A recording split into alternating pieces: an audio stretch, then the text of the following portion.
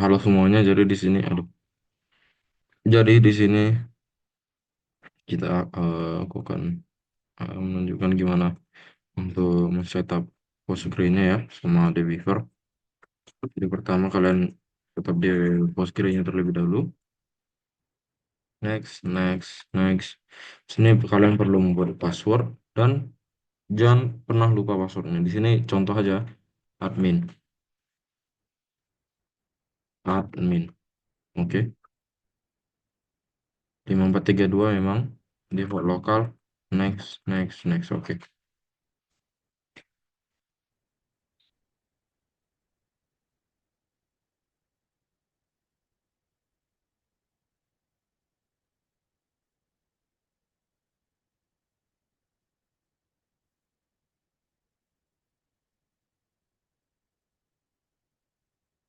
Ini untuk Dbeaver-nya. Jadi ini ya. Sini next, next. For me, next, next juga, next. Jadi gini aja.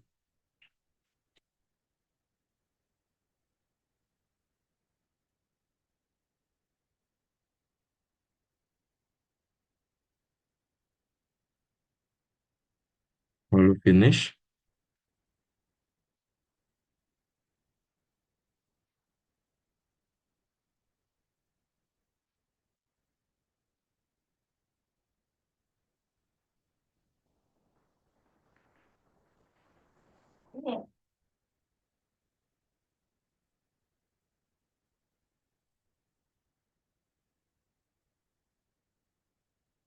Agak lama apanya ini apa namanya? Postgre-nya.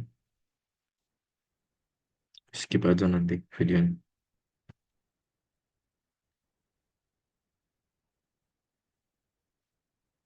Untuk post. Sorry, post recording.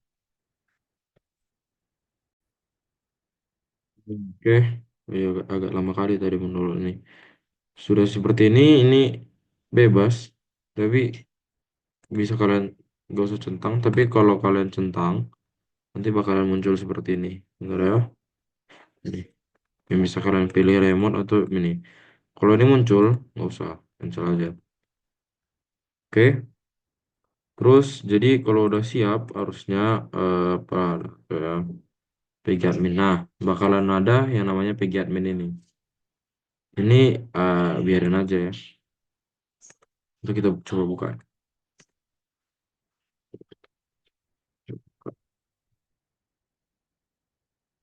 Lalu untuk beavernya tadi, eh, ini ya.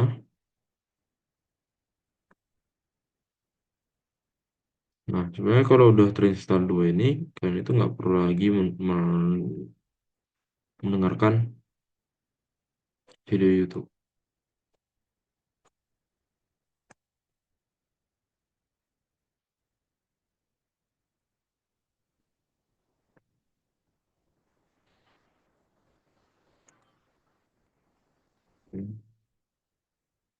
Nah, tadi apa passwordnya? Ingat-ingat tadi passwordnya tadi. Ini password baru sih. Tapi ingat aja ya. Oke, ini saya tutup aja. Kita bakal pakai Beaver. Nah, jadi kalau udah ada seperti ini hiraukan. Kalau udah ada seperti ini, kalian sebenarnya udah boleh ngikuti apa yang ada di dalam ini. Apa yang ini. Jadi dia pertama kali dia bilang install, udah siap kan? Lalu sebelum memulai Anda harus membuat koneksi baru terlebih dahulu. Kita buat di sini kalau kalian zoom, dia itu buka bagian project dan general connection dan create new connection. Jadi kita ikutin aja. Jadi project kok create project general connection create new connection. Nah, kita lanjut di sini kita lihat ini agak panjang tapi intinya kalian pakai Postgre karena itu yang baru kita download ya. Ini pencet passwordnya. Ingat password yang tadi kalian buat untuk Postgre. Jadi tadi admin ya kan. min, finish. Nah, bakal muncul Postgres di sini. Screen udah ada ya, Postgres, PostgreSQL, bukan Postgres.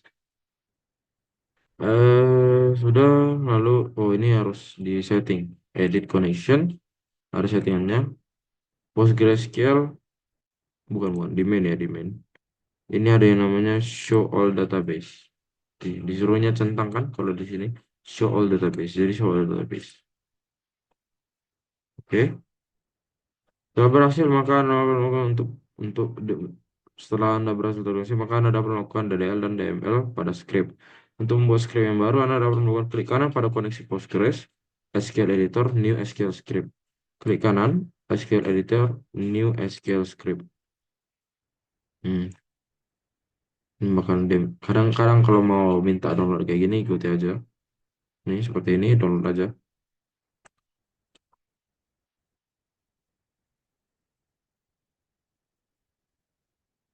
Oke. Pada tahap ini akan membuat database baru dengan nama test. Hmm. Jadi ini sudah bisa kalian ikuti tutorialnya dari awal sampai akhir. Coba ya yang supaya kalian tahu cara menjalankannya. Jadi di mana ya perintah? Pertama aku membuat sebuah database baru dengan nama test. Jadi di sini kita buat. Jadi perintahnya itu kalau kalian pernah ngoding ya, inilah apanya? Sintaksnya itu salah satu sintaksnya itu create database namanya. Jadi create database apa nama database-nya? Test di sini kan. Nah, untuk mengeksekusi, Anda dapat melakukan hal berikut. Salah satu. Jadi kalian bisa tinggal tekan ini doang. Ini. Untuk kalian bisa blok apa yang mau kalian jalankan. Jadi misalnya kan ada tiga nih perintahnya nih. Ini error. Karena barusan aku coba jalankan. Bisa juga kontrol enter. Jadi ini ada tiga nih. Misalnya ada T1, T2. Kalian kalau menjalankan kan semuanya bakalan terjalankan. Nah, kalian kalau misalnya pengen jalankan ini doang, atau jalan perintah yang ini, kalian bisa blok dia perintah yang mau dijalankan, klik kanan, execute, execute SQL query. Hmm. Kalau udah seperti ini dia itu bakalan berhasil.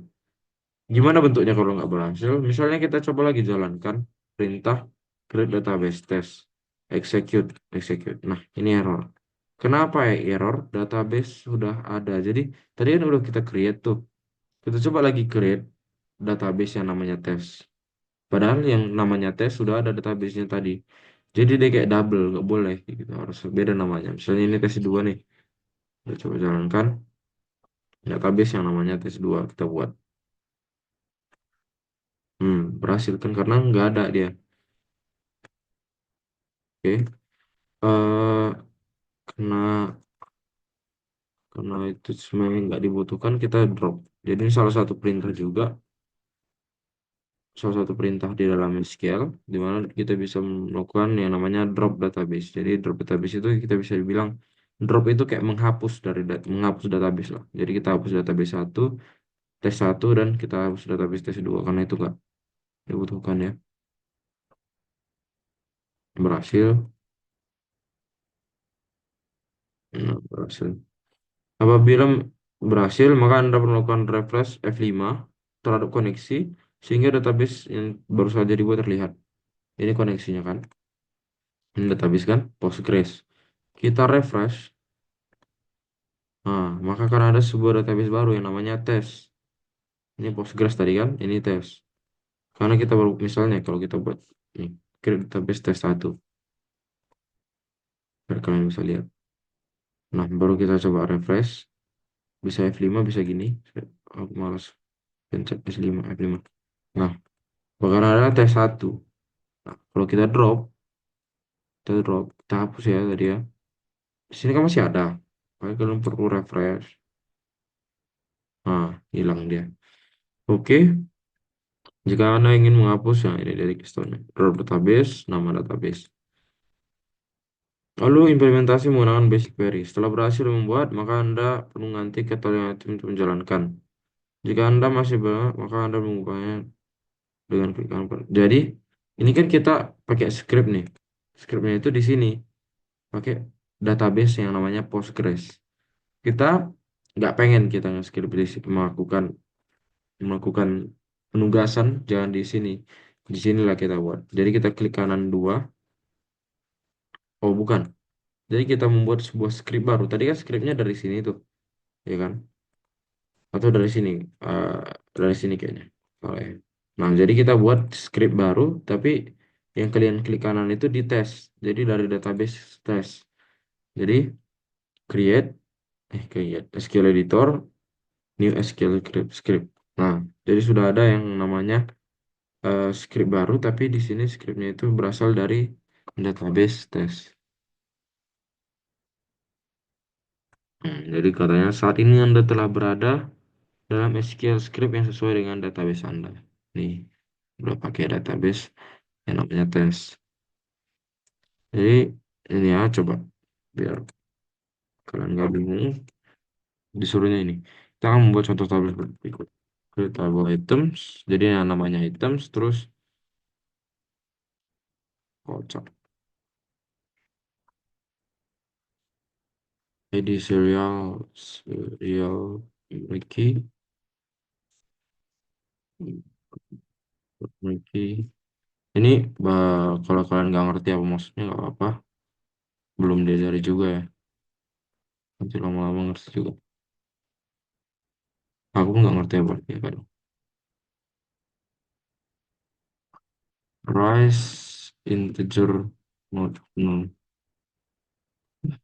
Setelah SQL data, Anda dapat bagaimana properti dari dengarkan aja.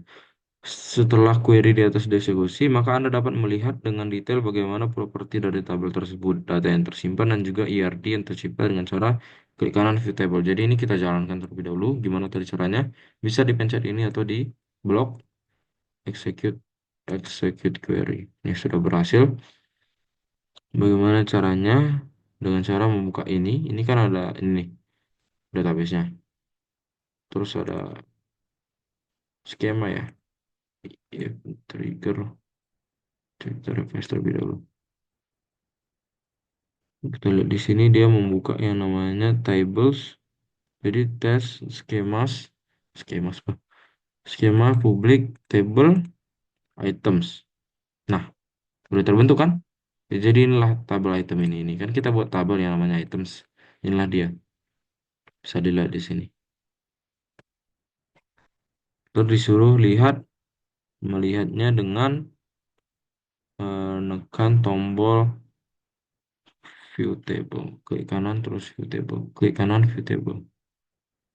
Hmm, coba ya. Ini merupakan tabelnya. Kalau bisa lihat hier diagram ini lebih gampang dimengerti karena kalian baru belajar diagram kan. Jadi ada yang namanya tabel yang bernama item, lalu dia punya ID. ID-nya itu kalau kalian lihat di sini, ini dia itu merupakan sebuah primary key dan dia itu serial. Jadi serial itu bakalan 1, 2, 3, 4 gitu. Jadi dia punya nama, atributnya itu ada nama dengan tipe variabel dan price dengan tipe integer. Inilah dia IR diagram dari tabel item yang baru kita buat. Oke. Jadi kalau kalian lihat ini agak bingung, nggak apa-apa. IR diagramnya aja lihat.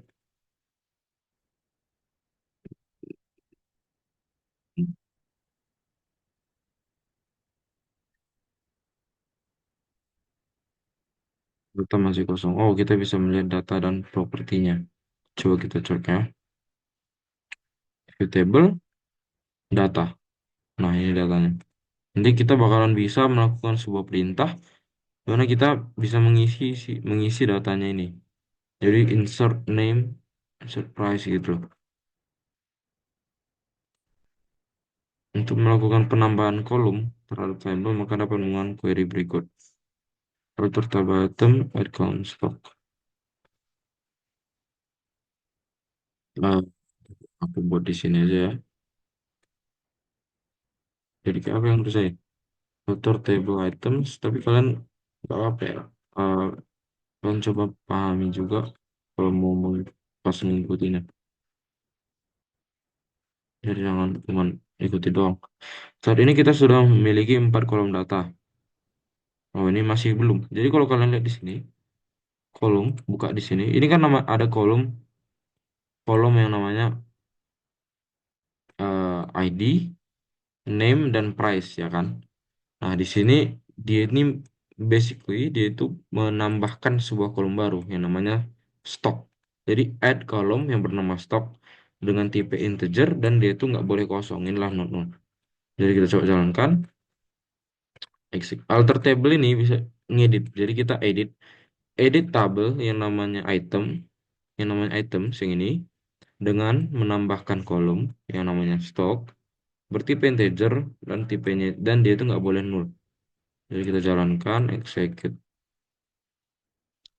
Berhasil. Maka kalau kita refresh ini, refresh, nah udah bakalan ada sebuah kolom baru yang namanya stock. Nah, kalau kita lihat di properti tadi, bakalan ada IR diagramnya bakal nambah tuh stock. Dan kalau di data bakalan ada sebuah nih, ada namanya, ada sebuah kolom inilah kolom ini kan baris ya kan. Ini kolom. Nih. Oke.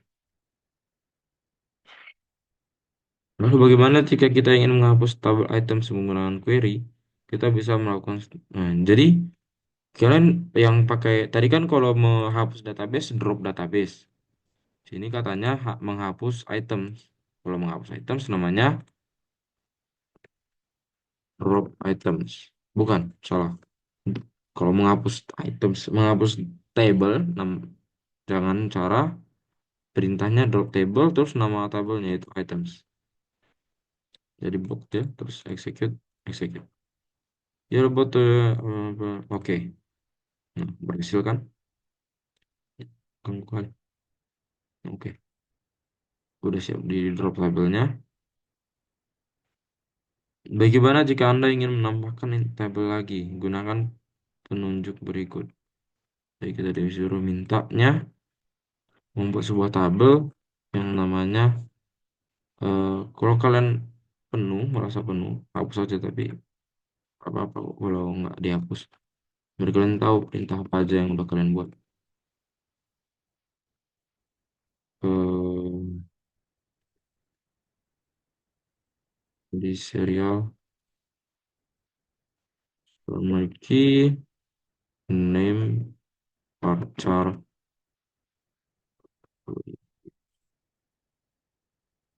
not null price zero not null. Ini ini ada ini gininya tapi ini opsional ya. Harus disuruhnya juga. Create table yang namanya users dengan atribut seperti berikut. Atributnya itu ada ID serial primary key, yaitu merupakan primary key. Atributnya username, varchar, limit 255, yaitu nggak boleh kosong. Age integer, jadi ada sebuah data yang namanya age, yaitu sebuah integer. Kita jalankan satu-satu aja biar nggak salah.